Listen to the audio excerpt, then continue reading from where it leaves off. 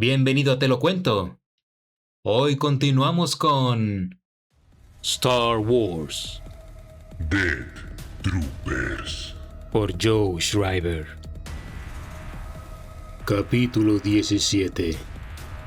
Tisa. El último de los pacientes de Sahara murió esa noche. Al final, todo fue muy rápido. Casi la mitad eran humanos. Los demás pertenecían a distintas especies alienígenas, pero eso no hacía ninguna diferencia. En el último instante, algunos de los no humanos tuvieron una regresión a sus idiomas nativos. Otros apretaban la mano de la doctora y le hablaban con profunda emoción, aunque entrecortadamente debido a la incontrolable tos. La trataron como si fuera un miembro de su familia o un ser querido, y ella asintió incluso cuando no entendía nada. En Rainal le enseñaron que la muerte era algo a lo que uno se acostumbraba. Ahí conoció a muchos médicos que afirmaban estar adaptados a esa situación, pero a ella siempre le parecieron espeluznantes, más mecánicos y desapegados que los droides que trabajaban con ellos. Trataba de evitar a este tipo de colegas y de no mirar a fondo sus fríos y clínicos ojos. Waste le trajo las noticias de las últimas muertes con un tono neutral que ella nunca la había escuchado. Era una falta de afecto tan peculiar que Sahara se preguntó si lo programaron así para las peores eventualidades. Tal vez así se mostraba empatía en el mundo de los droides. Luego, casi como disculpándose, el Tu-1B añadió: También terminé sus análisis de sangre. ¿Y? Como resulta obvio, usted es inmune al patógeno. Lo que quiero decir es que creo que tuve cierto éxito al analizar el gen de la inmunidad en la configuración química de su sangre y que logré sintetizarlo. Sahara lo miró fijamente. ¿Encontraste la cura? No necesariamente una cura, sino un tipo de antivirus. Si estamos lidiando con algo que en verdad es de naturaleza viral, podemos administrar un poco por vía intravenosa. El droide levantó una jeringa con fluido transparente, miró a su alrededor y observó los cuerpos sobre las camas. Si acaso quedan sobrevivientes en la barcaza, deberían recibirlo lo antes posible. Sahara fijó la vista en la aguja y en la tardía salvación que goteaba de la punta. Debería sentir algo de alivio, y tal vez sería así, pero más tarde. La primera reacción que tuvo ante la noticia, sin embargo: si acaso quedan sobrevivientes en la barcaza, fue la de una profunda sensación de fracaso personal que se manifestó con una pesadez acumulada en sus piernas y estómago. La salud de la barcaza, de los convictos y del personal era su responsabilidad, pero lo que sucedió en las últimas horas era un colapso impensable de tal magnitud que no podía verlo más que a través del filtro de su propia culpabilidad. Tal vez Sartori se burló de ella, pero tenía razón. Pasaría el resto de su vida tratando de superar la vergüenza. No hay tiempo de sentir lástima por ti misma, dijo una voz en su cabeza. Necesitas averiguar quién sigue vivo cuanto antes. Como de costumbre, la voz estaba en lo correcto. Sahara se hizo el favor a sí misma de reconocerlo y empujó ese oscuro sentimiento hasta el fondo de su vientre. Para su sorpresa, encogió, o mejor dicho, estalló como una burbuja. «Regresaré más tarde», Doctora Cody, exclamó Waste alarmado. ¿a dónde va? A la estación de pilotaje. Necesito hacer un escaneo biológico en la barcaza y localizar a los supervivientes. ¿Iré con usted? No, respondió ella. Tienes que quedarte aquí por si llega alguien que necesite tratamiento. En cuanto sintió la renuncia absoluta del droide, agregó: Es una orden. ¿Comprendes, Waste?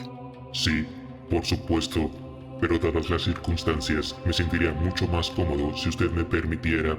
Estaré bien. Sí, doctora. Mantente al tanto para localizar a cualquier superviviente, le pidió antes de salir de la unidad médica. Sahara no tuvo que caminar mucho antes de que la idea de que realmente hubiera supervivientes le empezara a parecer altamente improbable. Pasaba por encima de los cuerpos o los rodeaba. Respiraba por la boca cada vez que sentía que el olor se volvía insoportable. Casi de inmediato deseó haberle permitido a Weiss que la acompañara. El parloteo del droide le habría ayudado a enfrentar la situación con más facilidad. Llegó a la estación de pilotaje y atravesó las puertas al mismo tiempo que se preparaba para lo que iba a encontrar. La tripulación de vuelo de la purga no abandonó el lugar ni siquiera cuando se enfrentó a la muerte. Los cuerpos del piloto y del copiloto, una pareja de toscos militares imperiales de carrera a quienes en realidad nunca llegó a conocer, estaban echados hacia atrás en sus asientos con la boca abierta. La piel, que ahora era de un color gris alga, empezaba a colgarle de los huesos. Cuando Zahara se acercó a ellos, el panel de instrumentos de la barcaza la reconoció de inmediato. Las luces empezaron a parpadear y una voz de computadora salió de una bocina oculta. Identifíquese, por favor. La voz estaba diseñada para sonar femenina, profesional pero agradable. Zahara trató de recordar cómo la llamaban los pilotos. Tisa. Según los rumores, en vuelos muy largos, encontraron a varios guardias ahí platicando con ella después de las horas de servicio. Soy la oficial médico en jefe, Zahara Cody. Gracias, dijo Tisa. Confirmando coincidencia de retina. Hubo una pausa de unos 5 segundos y luego sonó un bip satisfecho. Identificación confirmada. Doctora Cody. Espero órdenes. Realice un escaneo biológico en la barcaza, ordenó Zahara. Reconocimiento. Realizando escaneo biológico. Las luces parpadearon. Escaneo completo. Barcaza Imperial Purga. Censo previo de convictos y equipo administrativo 522. De acuerdo con... Solo dime quién queda. El censo de formas de vida activas es 6. ¿6? Correcto. Eso es imposible. ¿Quiere que vuelva a calibrar las variables del escaneo? Zahara se detuvo y consideró las opciones. ¿Cuáles son las variables? La lectura positiva de formas de vida se basa en la interpretación algorítmica de ondas cerebrales, temperatura corporal, movimiento y ritmo cardíaco. ¿Qué hay de las especies alienígenas cuya temperatura corporal normal o cuyo pulso no coincide con esos parámetros? Preguntó Zahara. No aparecen en el escaneo, ¿verdad? Afirmativo. Los parámetros del escáner se vuelven a calibrar continuamente para incorporar las características fisiológicas de todos los miembros de la población de convictos. De hecho, los estándares actuales de calibración reflejan un censo preciso de formas de vida con un margen de 0.001 de... ¿Dónde están los 6 que quedan? Preguntó Zahara. La holopantalla de Tisa se encendió y se transformó en un diagrama transparente y tridimensional de la barcaza. Se veía mucho más pulcra en miniatura, dibujada con líneas rectas delgadas, una geometría perfecta con la que soñaría cualquier diseñador. La estación de pilotaje ocupaba la mayor parte de la planta superior. En uno de sus extremos, alto como un periscopio, se erguía el eje de acoplamiento retráctil que todavía los conectaba con el destructor. En el otro extremo de la estación, había una pasarela descendiente que conducía a la planta de administración adyacente, flanqueada a babor y estribor por las cápsulas de escape. El comedor, la unidad médica y las habitaciones de los guardias ocupaban el extremo de esa misma planta. Debajo estaban los 6 niveles que constituían las áreas comunes de los convictos.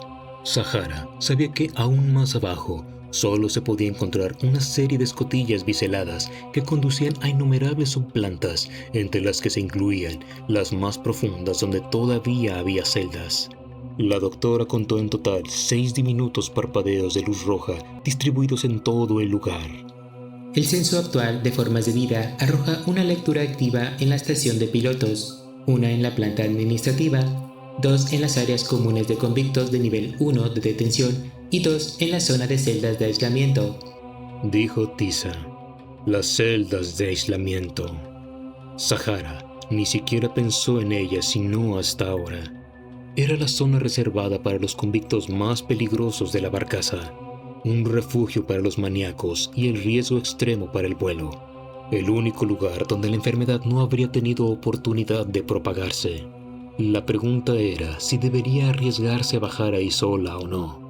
Por supuesto, había bastantes armas tiradas por todos lados, pero no le agradaba la idea de liberar a 2 de los peores presos del alcaide Claude para dispararles y aniquilarlos en cuanto la atacaran. Pero, ¿qué opciones tenía? ¿Puedes conectarme con la unidad médica? Entendido, dijo Tisa. El monitor sobre el holograma se hizo más brillante y mostró la unidad médica. En una esquina de la pantalla, Sahara vio a Weiss caminando de una cama a otra, desconectando los monitores de los cuerpos de los últimos fallecidos y reuniendo las viejas mangueras de las intravenosas y los tubos de ventilación. El droide hablaba consigo mismo a un volumen tan bajo que era imposible entenderle. Tal vez solo estaba revisando la información de diagnóstico, pero verlo así hizo que de repente Sahara se sintiera inexplicablemente triste. Waste. El Tu-1B se detuvo y levantó la vista de la pantalla. Ah, hola, doctora Cody. ¿Tuvo éxito en el escaneo biológico? Sahara no estaba seguro de cómo debía responderle. Voy a bajar a la zona de las celdas de aislamiento. ¿Puedes alcanzarme ahí? Sí, por supuesto. Waste hizo una pausa. Doctora Cody, Sí. ¿cuántas formas de vida quedan? 6. 6. Repitió el droide de forma monótona. Ya veo. Por un momento volvió a mirar la unidad médica, llena de los cuerpos de todos los pacientes que, a pesar de sus esfuerzos, murieron bajo su cuidado y el de Sahara. Luego se fijó de nuevo en la pantalla. Bueno, supongo que entonces me reuniré con usted allá abajo. Te veré ahí, dijo ella, y puso fin a la transmisión.